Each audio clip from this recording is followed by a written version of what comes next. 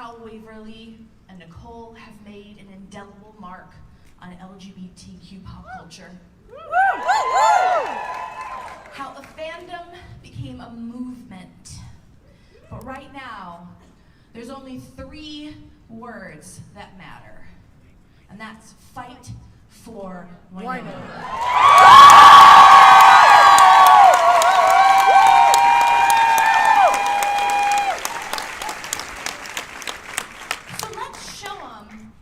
What 1,000 Earpers sound like, all right? Say it with me now. Fight for Wayhaught! Fight for Wayhaught!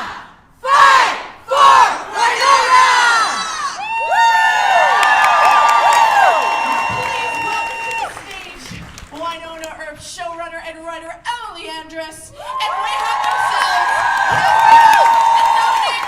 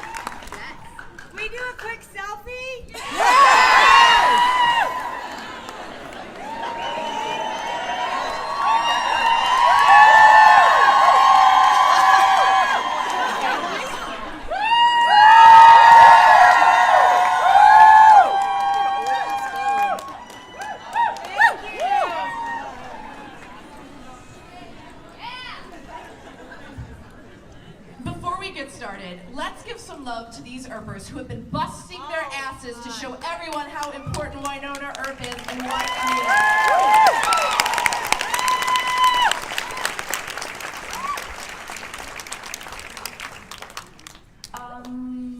is. So. Hi, Dana. Dana, everybody!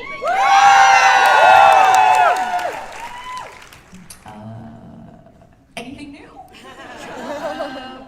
No, but seriously, I know that fans are stressed out. You're all stressed out. What is the situation as we stand?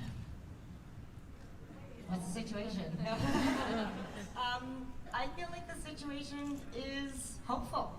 Yay! I wish that I could come up here and tell you 100%. I am positive. I'm feeling hopeful. I think we're close. I think, first of all, I would just like to personally thank everybody for rallying when we needed you to, yet again. I'm sorry you didn't get your hiatus, but we really needed you, and 5 seconds in, I'm gonna cry. You've made me so proud. Thank you so much for showing up. Look at you all, look at us all. It's just impossible to ignore. People know we're on the right side. We have so many, I got one, baby, thank you. It's not my first day. I just feel like, you know, part of me when we put out the rallying cry wasn't sure. I mean, there's a lot of good TV on right now. Legends is great. Maybe you've all moved on, and that would be okay. It's wonderful. We got you! So thank you. I just have never bet against you and would never bet against you, and more importantly, you shouldn't bet against you, okay? So I'm very hopeful we're gonna get it done, and we'll get some more of what you saw if you tolerate a few more Wayhaught kisses.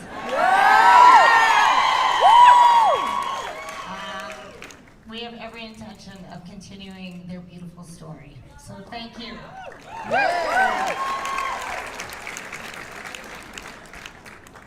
Okay, so let's get to the real reason why we're here. This panel is called The Magic of Wayhaught. Quite magical, are they not? So I want all of you to tell me what you think that really is. What is the magic of Wayhaught? I mean, like, this is the magic of Wayhaught, I think.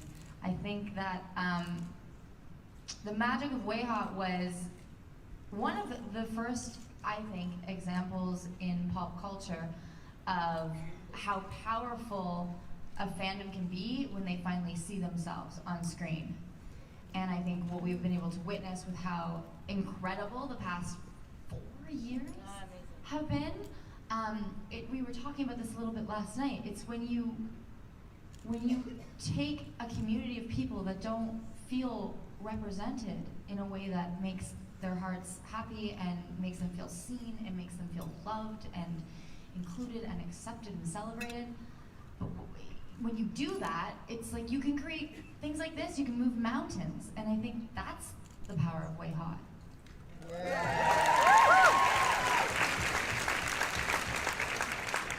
I mean, it goes without question that it's the two amazing women sitting next to me, right? Nobody else could have made Wayhaught truly magical except these two extraordinary actresses and their commitment. And just, I'm so proud that both Nicole and Waverly are two completely different LGBTQ women. Do you know what I mean? It gives me so much joy to be able to write such different, real, three-dimensional women who have found each other. They're not exactly the same, but they're perfect together. And I just think it speaks so much to Dom and Kat and just their trust and their chemistry and their hard work. So I'm so immensely proud of them. Just watching that video, how far they've come. From the first second, you just could see it. So I think it's Dom and Kat, right?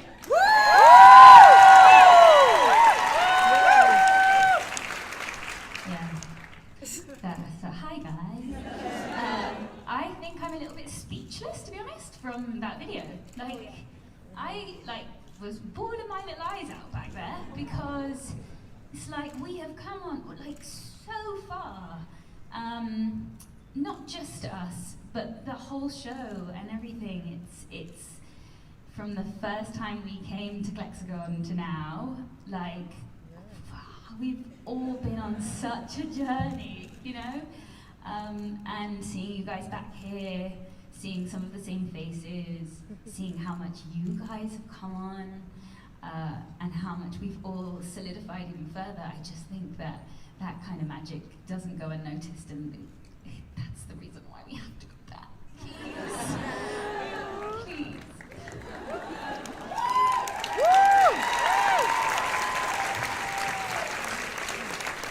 Dom, I'm going to stick with you for this moment here. Learning that Waverly was, I don't know, half angel, how'd that go over when you first found out? Everybody found out, I think, before me, and then I was like, what? And Em was like, wait, you didn't know? Do you remember we were in the other two? It says every time or something, yeah. But I kind of love that about our journey with the show, because every time I read anything, to be honest with you, I was just as happy about all the tiny little scenes and tiny little nuances in Waverly's journey. Yes, it was epic, and obviously I really want wings at some point. But yeah, it's just yet another gift on the road of Waverly's journey. So Kat, in season 3, Nicole picks up a lot more responsibility, becomes the sheriff. What was it like for you to have Nedley hand over this huge responsibility to Nicole, and having Nicole step up in an even bigger way than she ever had before? I think Nicole, it was scary for her. I think because she's got, not only is it her job, but it's her family, and we are such a tight-knit group, and she knows so much about the supernatural going-ons of Purgatory. So I think she really knew, I think when she came to Purgatory, she thought it was going to be more of a normal job. And, but I think, naturally in a town called Purgatory. Naturally. But, so I think she feels the heat. But I think it was also a bit bittersweet. I remember doing those scenes with Greg when Nedley was handing Nicole the reins over.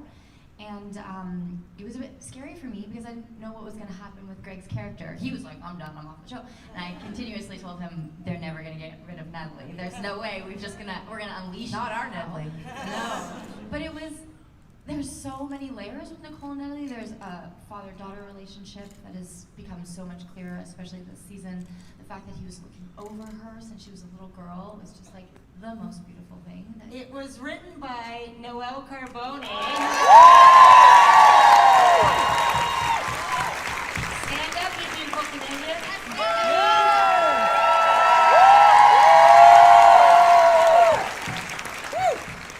That episode also had some gnome wives, some Nicole and Winona handcuffed together. Basically your classic masterpiece. So go see her later and say congrats. Yeah, I just think thank you for that amazing episode. I have never got to be part of an episode that went in a million different emotional directions, all within 50 pages. It was a masterpiece. It was a masterpiece. It was incredible.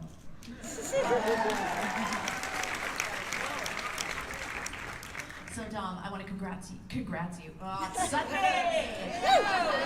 I want to congratulate you on your Canadian Screen Award.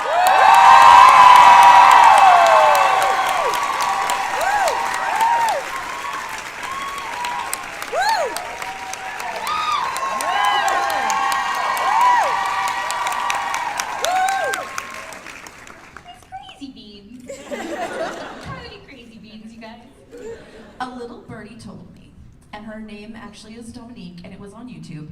She sounds great. That, and I'm not going to put you on the spot because it's Sunday and everyone's tired and your eyes they look like they're about to cry. But apparently you were planning to look up an audition scene.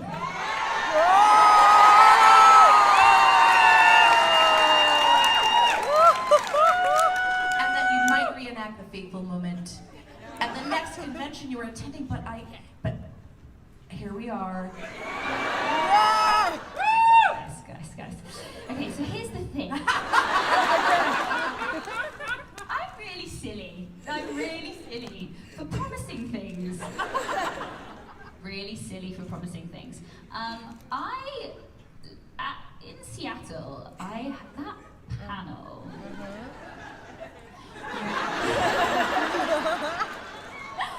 Was like amazing in so many ways, I think.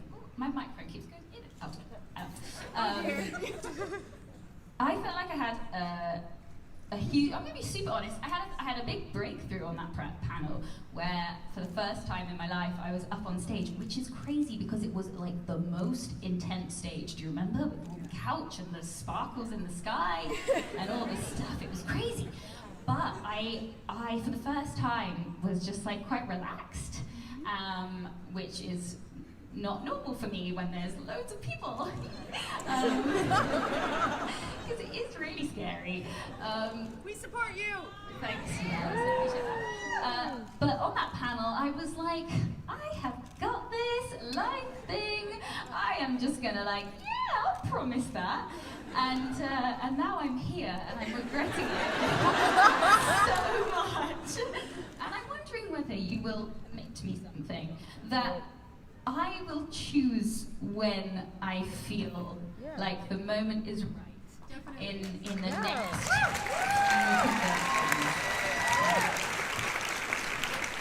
well, today. We're getting you a new mic. We're getting you one. It's coming. It's coming. You're so wizzy. Thank you. Yeah, if you would be so kind as to do that, then I think that the moment will come and it will be glorious. And I won't freak out, and it'll be great. Anything for you, Mom. Anything you say. So Emily, obviously, you watched the situation in 2016, the Bury Your Gays situation, very closely, and your cast became very well educated on LGBTQ rep in media. What have you seen change from your position in the industry in these last 3 years, and what advice would you give to showrunners who have queer or trans characters and don't want to fall into those tired, familiar tropes? Yeah. Thank you. I think I've seen not enough, but I do think it's getting, I just think we're not moving fast enough.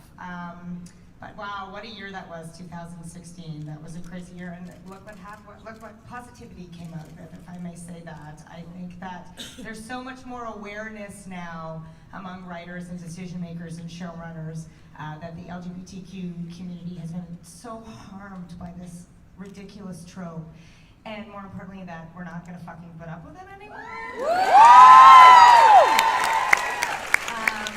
And remember that, like, your eyeballs are your currency. If you don't like it, don't watch it.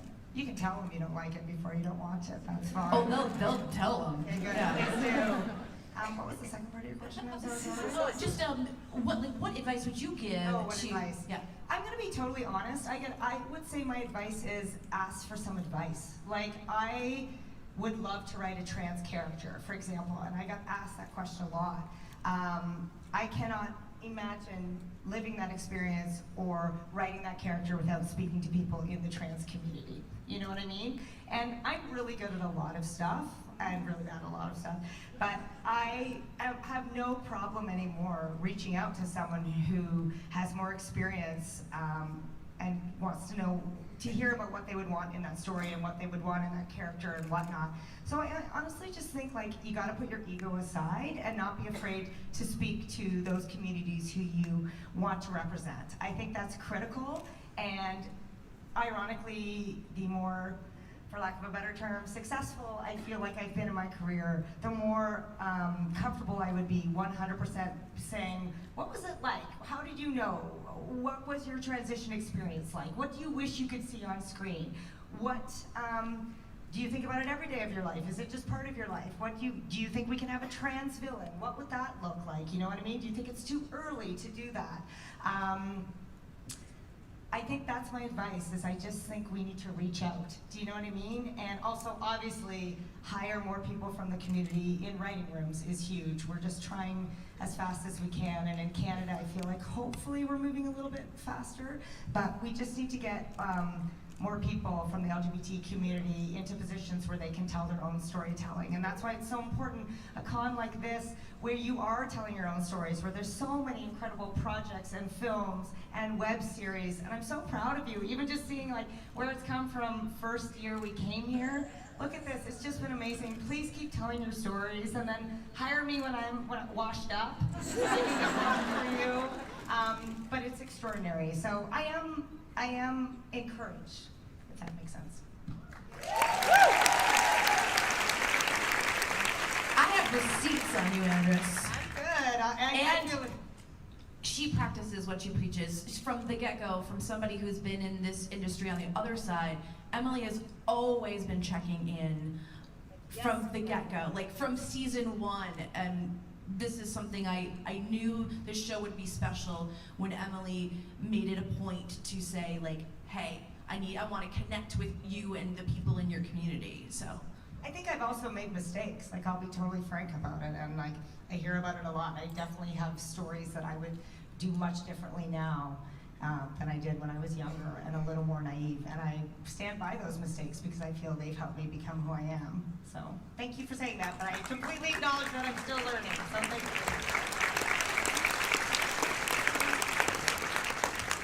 So Winona Earp is a wonderful example of a show that has figured out how to have same-sex couples still find themselves in a lot of drama, but not have their relationship be the crux of all of that drama. Meaning, a breakup isn't always hanging over their head. I mean, they might be eaten by a demon or a tree monster any day of the week, but it's not about the relationship. So has that really freed you up as actors and as a writer to really go interesting new places with these characters? I'm on a roll! It's still a challenge, right? Like, the truth is, people do break up and they do get into trouble and things happen in their relationship. Everyone's like, what? But I think a lot of drama just comes from who you are as people and not always being on the same page about what you want or where you're at, or who's possessed by a tentacle or who's not, depending on the day. I don't know, has it freed you guys up? Do you feel safe? I've always felt incredibly safe, and I the thought of being freed up hasn't ever really crossed my mind because I never felt threatened or anything to begin with, or constricted to begin with, I guess. I think we've always treated our relationship on the show as the same as every other relationship on the show, so I've never really felt the extra layer of, because it's two women in this relationship, it's any different, or there's anything to be shackled by. Well, bless you for feeling that way. But no, it's not everybody feels that way that makes these shows though. But yeah, so that would be my experience. I've never felt the shackle to begin with, at all. Yeah. At all.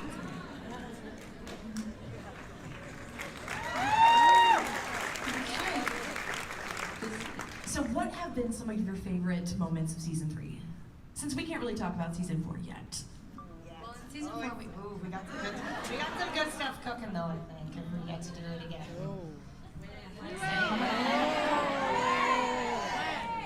I mean, if we can find you guys.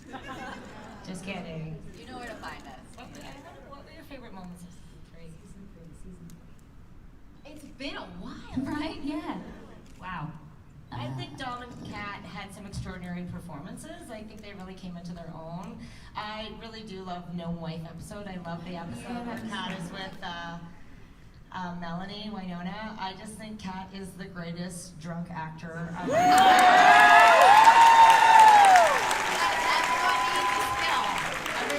To be clear, she's not an alcoholic in real life. Like, so when you put the headline, but playing drunk. It's a skill. I think Dominique has never been better than an episode called Jolene.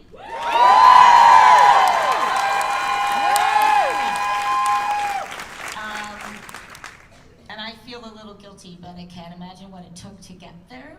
I think it would have been very personal and very, very grueling, particularly the scene in the greenhouse with Zoe Palmer. It was wonderful. But God, it was a tour de force.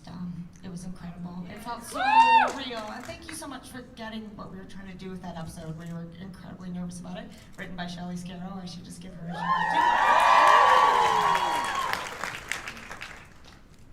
Yeah. Sorry. No, absolutely. That was, it was without a doubt the most challenging scene I've ever filmed, but without a doubt the most rewarding as well, I would say. I'm wearing the shirt because it means so much to me. I actually had something completely different planned to wear today, and then I woke up and put it on and was like, oh, I'm just gonna put my I'm Here in Ice Day shirt on because it's a good reminder for me, because I did have to go dig pretty deep into all of that stuff that maybe we don't show as much to the rest of the world, and I find it really, really tricky watching that scene back. I actually stumbled upon it the other day on YouTube and was like, whoa. Yeah, it was like, it popped up. So do you ever get that? Like all those all those... I get a lot of kissing. Yeah, that's amazing. Suggestions of things you might like. And you're like, so good. But yeah, I just feel so blessed that I got gifted that scene, and that it has helped me immensely on my own journey with myself. So was it challenging during the proposal scene when those 5,000 Canadian geese showed up? It was so much honking. I can't believe you guys kept a straight face. Like, I am talking, there was a pond right behind the homestead, like maybe 25,000 Canadian geese. And I was like, you let all these Erbers on set. Oh my God. We're giving you a proposal. Shut up. It's crazy. Frank, fart, Winona. Right? Interrupting Winona. No, that was we were at the end of a day on a Friday, and we filmed multiple versions of that scene, and it was very interesting to see what you guys ended up choosing. That was Noelle's idea. This year, y'all just pulled out all the stops with the guest stars. Zoe Palmer, Sharon Arden, Anna Silk, Regan Follows. I mean, come on, Emily. I know you're the one behind all this fabulosity.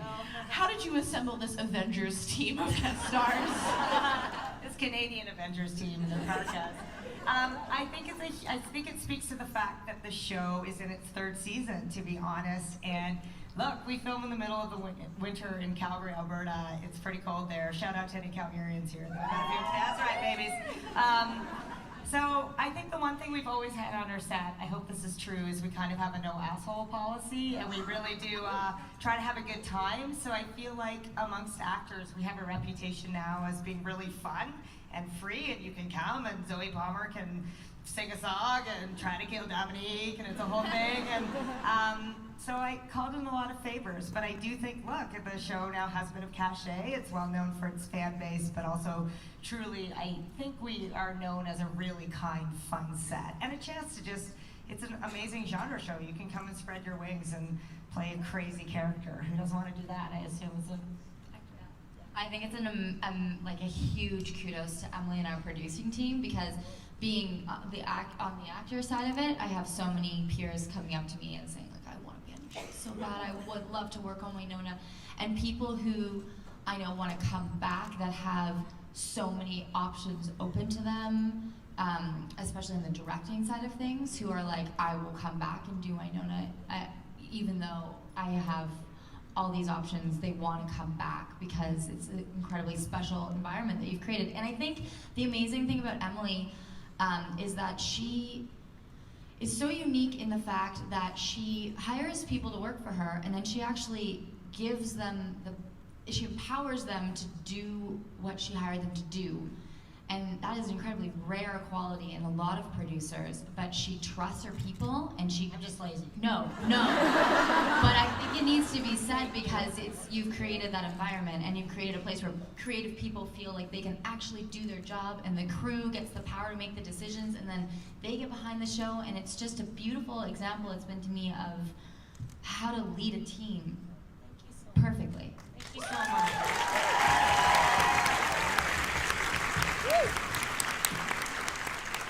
So while we are waiting for Wynonna to get back on track, can you share with us some other things that you all have been working on, or at least gave us vague descriptions of stuff and things? I know, Dom, you just recently announced that you're going to be in a Christmas queer movie.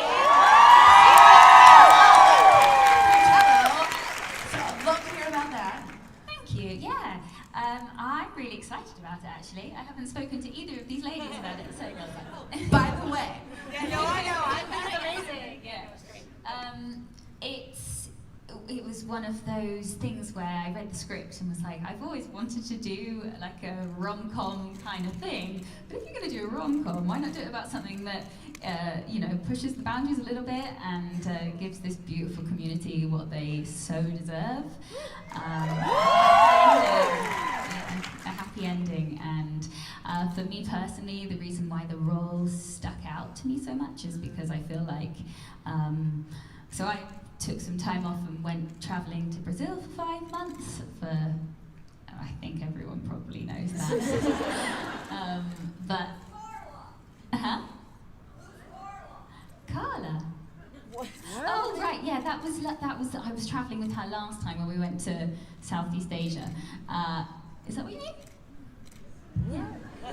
Yeah, sorry. Is your name Carla, or are you just yelling? You gotta plug yourself. It's okay.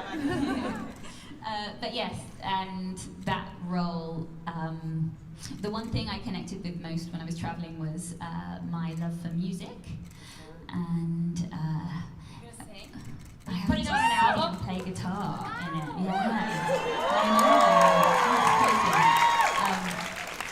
know. Yeah, and so I think it will be like a real pushing myself to. It's so funny. The character in it has like crippling anxiety about doing it.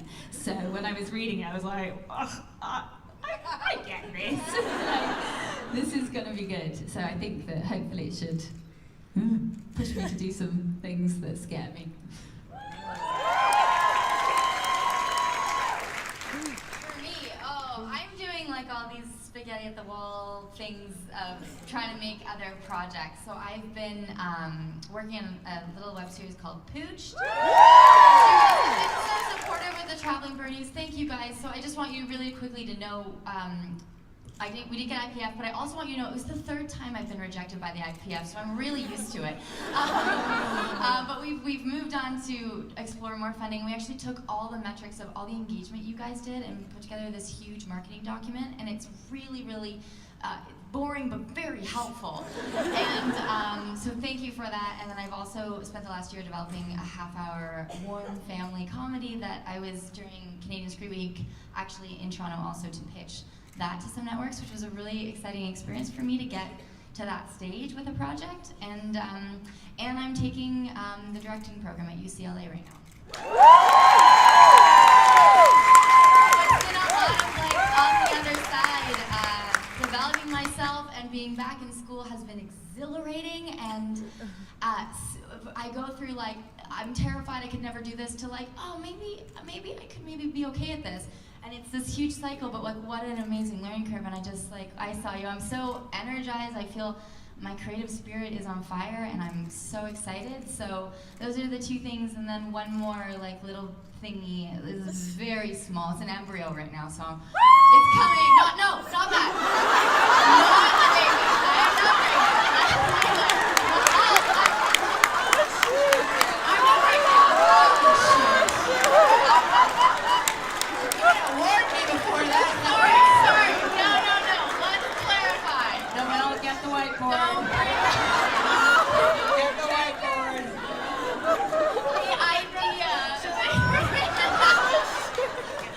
The idea is a little jewel. Do we want to call it that instead? So a few things are happening. Jesus Christ, sorry. So sorry. You can't spook me. Triplets? Great. Write them in. You want to get birth on the show? We got it. Just kidding. I'm so sorry. I kind of blacked out. I'm so sorry.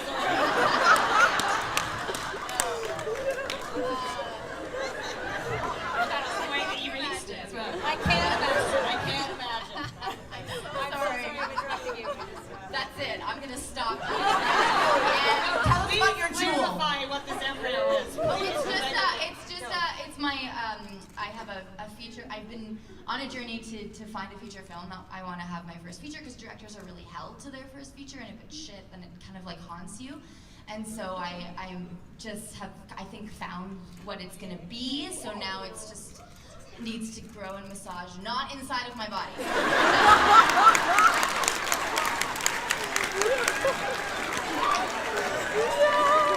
is a safe space. You're among friends. It's all good. Emily? Wow. Do you need a sip of water? No, I'm good. You honestly can't spook me anymore. Maybe if you both were. I don't know. Challenge accepted. No, I'm just kidding. I have been developing a lot of stuff. But mostly I have been trying to fight for this. I'm thinking about joining Twitter. Maybe. I hear that's fun. And a good place to stay professional.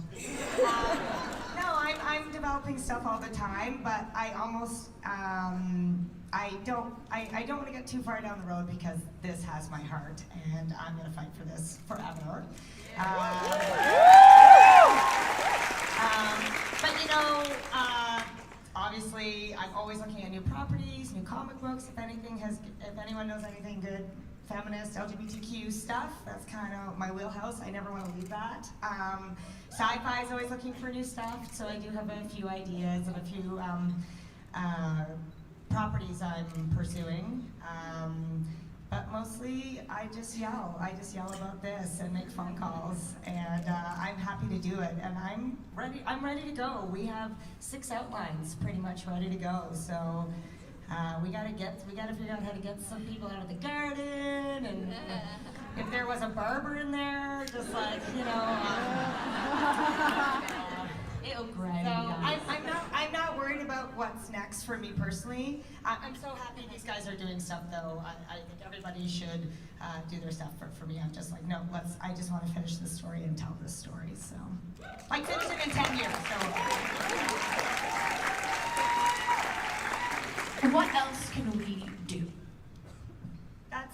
question. I really wish I just could come out and say what I want to say, but it has mattered so much. I know sometimes it feels like you're just yelling into the void. I met so many fans who got quite tearful, and I get it, who just feel like angry and frustrated. I think this has made such an enormous difference, and I really want you to know that everybody behind the scenes is, I believe the technical term is pooping their pants. No, they're busting their butt. And we have so many people who aren't as vocal as us behind the scenes working their ass off. We have so many good people in the press, Bridget, all you guys, who are making sure we're being heard. I think just the fact that it is getting picked up showcases what a ridiculous situation this is. We have people who want to help us make it. There's one thing I'm going to say that's a little controversial. There's been a talk about funding it from the fans. I don't want to take your money that way, if that's okay. If you want to buy a cheerleading outfit, I got one. If you want to buy a set visit, that's fine. I think that's a last resort. I think right now these are companies that are big companies that make a product that you do buy by consuming it. So let's give them the chance to do what they said they would do. I would just say, please don't give up hope. No, there's so much we can't say, but if things took a turn and things weren't going well, I would put up the bat signal, the Wayhaught signal. What's the Wayhaught signal? It's a pair of angel wings. So you're doing what you're doing, just like, please keep yelling, if that's okay, so thank you. I think we can handle that. Okay, good. I know you have a ton of questions, so let us open the audience Q&A, please. Oh, it was great. Murder tree, Murder tree! murder tree. I appreciate it, but I'm not that tall. Tree number 5. Hi. Love your work. Thank you. It's actually a question about that. We were wondering if you have any plans for like a murder tree redemption arc? Asking for a friend. Asking for a friend. What about a murder tree love triangle? Like Waverly's in the garden, she meets a soft, vulnerable poplar. Trees in the garden. Trees. Yeah. Listen, it's that kind of show, you know. I hear Sigourney Weaver is interested in coming on as a tree. That's a total lie. But absolutely. I don't know if we're done telling the story of the trees. We don't really know what the hell was happening with them. So. We're good, guys. We're good. Thank you. Have your agents call me. Roger. Hello, ladies. I'm Jen from the Urban Fiction Addiction, the podcast all about why fan fiction. As promised, I'm here to ask for yet another fic prompt for our lovely authors. Did you do the Gruyere one? Yes. Oh my People goodness. boil Yeah, going did you on. see it? Yeah. I know. They can't read it. They can't read it, but yes, people do. Did it go down For well? reasons, right? They can't read it. They can't read yet.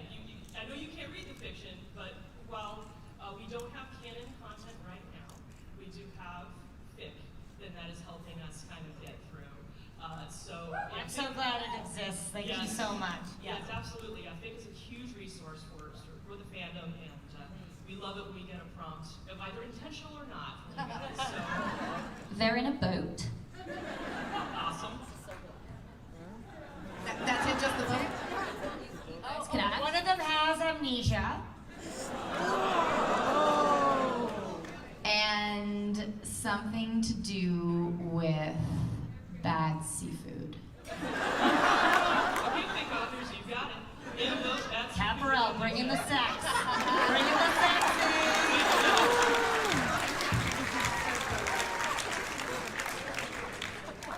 Hi, I always wanted to do a thing that scared me. So I'm speaking in front of God knows how many airports. Go, Joe.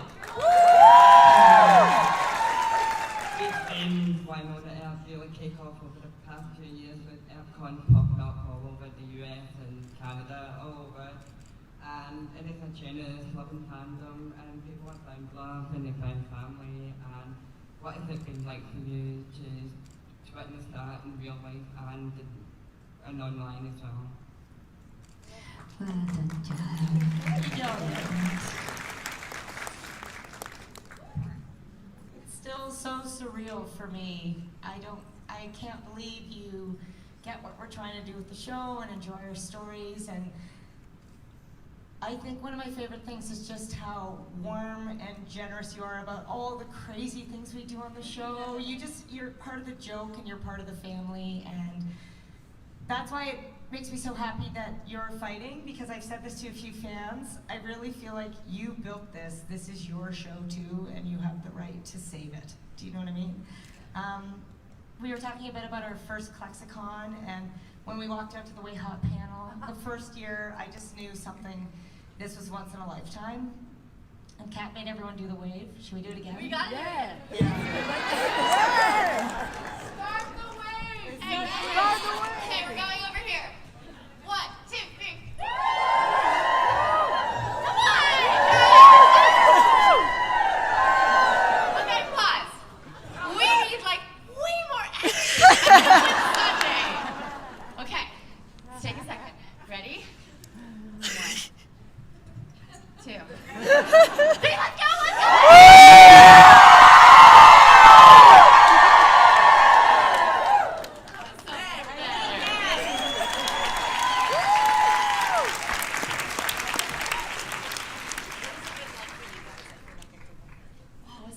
What's it been like?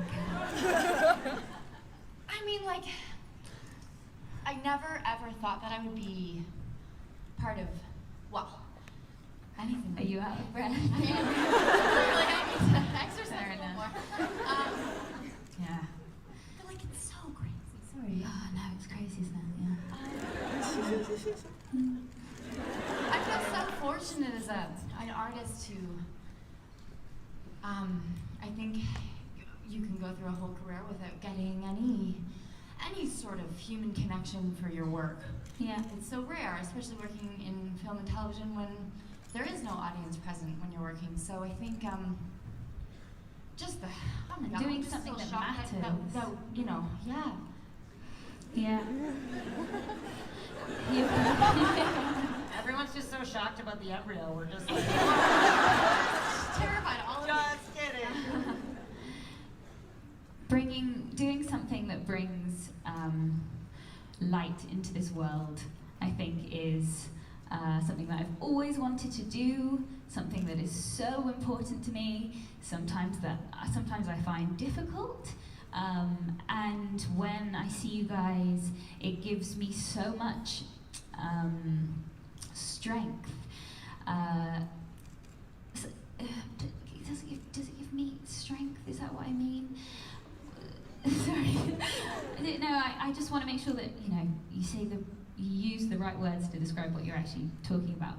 I think that we are all in this together, and that is something that doesn't happen very often. You know, this world is getting more and more separate and separated and lonely and individual. And when you build a community like this, you realize that incredible things can happen. I see it in every single one of your eyes when I speak to you, that there is a spark when you're here, and that is something that is so exciting. And so thank you, Joe.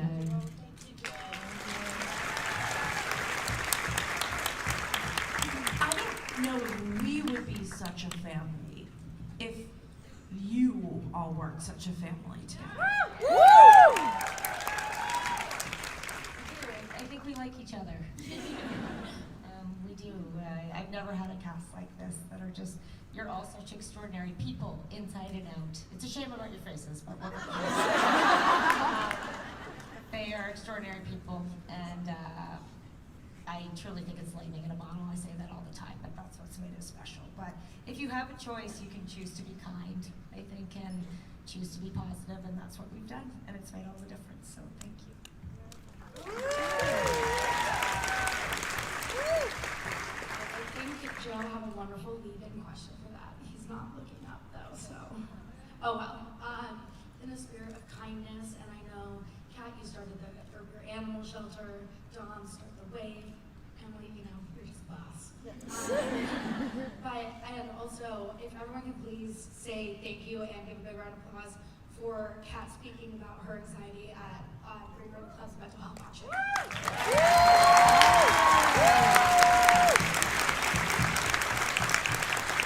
So, in that light of spreading kindness, if you can each please tell each other the singular most important memory that the two of you share, or a memory of the other person that has impacted you the most. I'm ready to make you cry. Can you just repeat the second bit? Or the... A memory of the other person that has impacted you the most. A memory of another the other... Yeah, okay. no, turn to them. One of my favourite memories with M was in Hooters car park. Last year. I'll let you tell it because you tell it really well. But M, it was so fun. It was the end of season 2. It was the end of season 2, so it wasn't last year. Was it last year? Oh my god, I'm getting so confused. How many seasons have we done? 3. So end of season 2, yeah, end of season 2, and 3, yeah. Emily, do you want to I was tell told the that's story? it's Canadian math. It's a conversion. I'm so sorry, Dom. No, it's totally fine. I'm glad. No, it's good because I remember obviously what you were talking about Angel and all the stuff. And Em was like, "Do you mind if I just like pitch you something? Like, I just feel like I really need to talk about the show, about what we're doing. Is it crazy?" And then she just did this huge pitch and told me the last, I think, 4 episodes. Was it? It was episode last year. just the last episode. I've often, the last couple of times I've come to Clexacon, I've had to be writing the finale in my hotel room, so... It was one of the most epic things I have ever seen in my entire life. She went through all of the characters. Where it happened? It was in Hooters car park. And it was just, it was so special. That was one of my favorite memories too. I was so terrified about the finale and the chainsaw, and I was doing a whole skit. But you're like, Dom is the most satisfying person to pitch because she's just like, no, what? That's one of my favorite memories too. Thank you, Dom. I forgot that. It's so hard. I think one of I don't remember what con we were at, but we were in the hotel room with Tamara Duarte. And UK, yeah, and we ordered like lobster fettuccine alfredo or something like that, and we talked about motherhood, and Tamara had just had her baby, and we were talking about, you guys were kind of telling me what it felt like to be mothers, and it was so affirming for me because it's something that I struggle with. It's always really intimidated me, becoming a mother, and it was just like one of those moments where like 2 really important women in my life were like really, and like I think Tamara pulled out her birthing video, like it was a whole thing. I just kept eating my lobster fettuccine. But it was like I really felt supported by women in my life who I admired immensely in that moment. I felt really connected to you guys. And that was Well, my memory is when Dom announced she got you pregnant at Clexacon. Wow.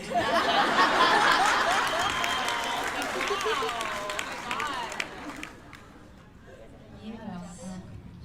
I have so many of them. You know what? This is not necessarily an expected one, but I rethought about when we were in your hotel room.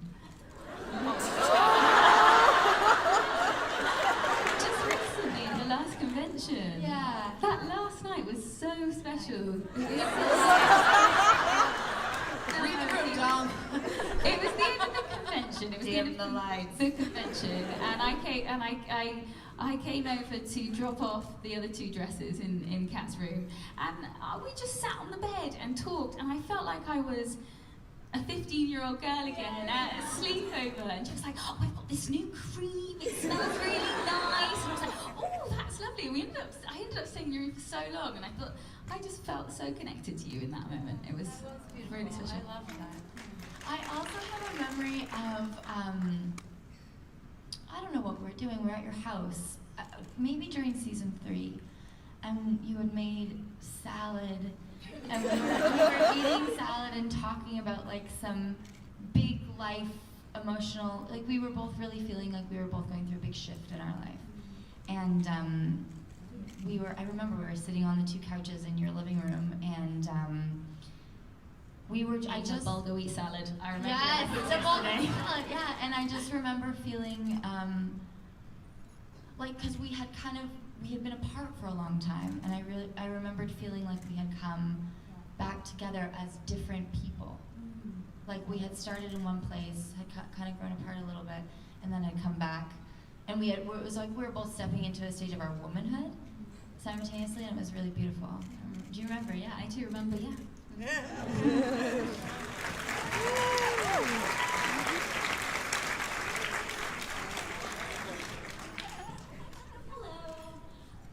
So if you as your actual human selves were dropped into the world of Wynonna Earp, which of the characters would you, 1, become instant best friends with, 2, who would drive you bonkers, and 3, who would you find particularly alluring? Oh, what a great question. That's fun. I actually think Doc Holliday would drive me bonkers. Is that a weird thing to say? Yes, I don't know why. I think his like passiveness would drive me nuts. I'd be like, dude, shit's going down. Like, let's go. I was like, have you ever seen that Zootopia episode where she's in the DMV? Yeah. And the rabbit, like I am the rabbit, 100%. And my husband Ray is definitely the fox. He just like enjoys watching me try to navigate the world with like, immense frustration and how glacial it moves sometimes. But that's why I don't know. I think Doc Holliday would drive me nuts. I feel like I'd be the Kristen who got off the bus. I'd last like 2 minutes. I would just be like, no, like, I think I'd find them all alluring, kind of like when I go to a con with them and I'm like, I'm the writer with the actors. I'm supposed to be here holding my PCA so tight. Like, no, I definitely am allowed to be here. I'm definitely one of them. She's crazy beans. I think I would find Wynonna both annoying and alluring. And I would want to be friends with her, but again, I'd be, so too bad, but that would be my answer. Yeah, I think I would find Wynonna very intimidating as well. Who I feel like I would get on really well with Nicole. It's hard to think about me and then the characters, do you know what I mean? You're like, okay, Dominique, going into the Wynonna world, and getting along. I think I get on with everyone. They're all such great characters. Don't we all want to be friends with them all? I feel like that's the most Dom answer possible. Yeah, it is, isn't it? Yeah, but oh God, I'm thinking like, sorry. Thank you. Good question. So we probably only have time for 2 more questions.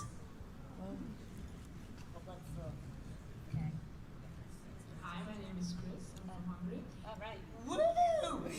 Andrus, Hungary. Okay. Sorry. Shout out for My Hungary. question is for Dom.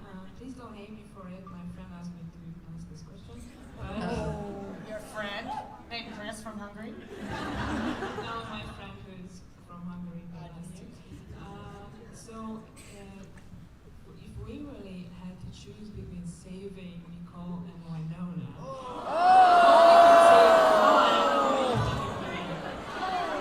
This is an illegal question. It's an illegal question, isn't it? That is an illegal question. That is an illegal question. Hey, my friend. We're fighting for Winona right now, and this is just gonna tear us apart. There is no way Waverley would walk out of there with just one of them. Thank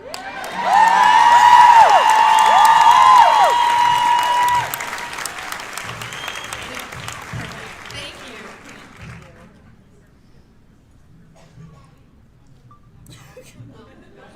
Okay, so I'm doing my master's in writing and producing for television. Yay. And my question for each of you, I know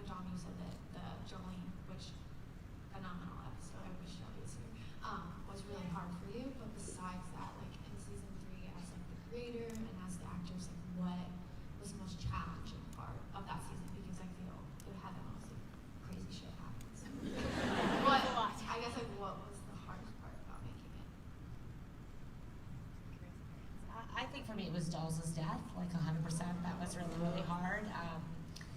Both episode 2, what had happened with the car crash, and it was hard both physically because it was so cold and Mel was on the cliff and we all had to say goodbye to Shamir. And then I was extremely nervous personally about episode 3, the episode where it was sort of a celebration of him and yet a goodbye. Grief is like a very passive act. It's very sad. It's not very fun to watch, unfortunately. So I knew we had to have some fun and a bar brawl and whatnot. Again, I'm just always so impressed with you all and how open-hearted you are at accepting that stuff and being so generous about it. I think that was the hardest episode for me. I felt the same way with Mel's pregnancy. I feel like the fan response when it was discovered that Wynonna was pregnant, you could have left, and you didn't, so that was amazing. But for me, it was definitely Dolls' death. Yeah, episodes 2 and 3.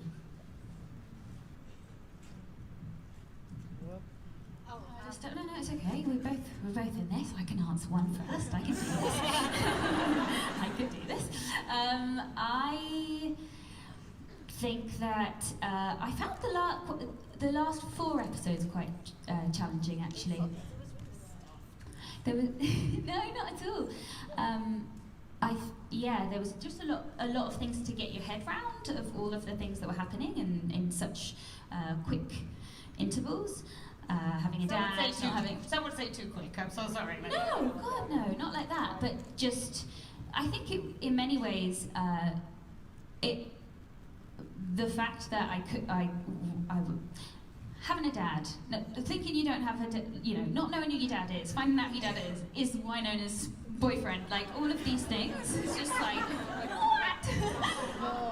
It was mental, and so it was more than anything trying to shift into how I would be feeling, and obviously we shoot out of order and making sure that it all flows nicely. But I think that the very fact that I felt like that actually lent itself quite well because it came out into my performance, and in many ways I think that's how Waverley probably would be, just feeling like the ground is shifting beneath her feet and not being able to quite shift the gears quick enough. Yeah. What about you, Kat? It was a fun challenge to do the Maeve episode, which I was just always, I think I was really insecure of like if it was going to be too big or too much so it was just, and we shot all of it in one day, everything at that location in one day, and it was very, very fast. And that was the one where I was most nervous about watching because I was just not feeling 100% confident. But it was super fun. It was awesome, but wonderful too. Thank you. And something you never have to be nervous about is us not loving you to pieces. Thank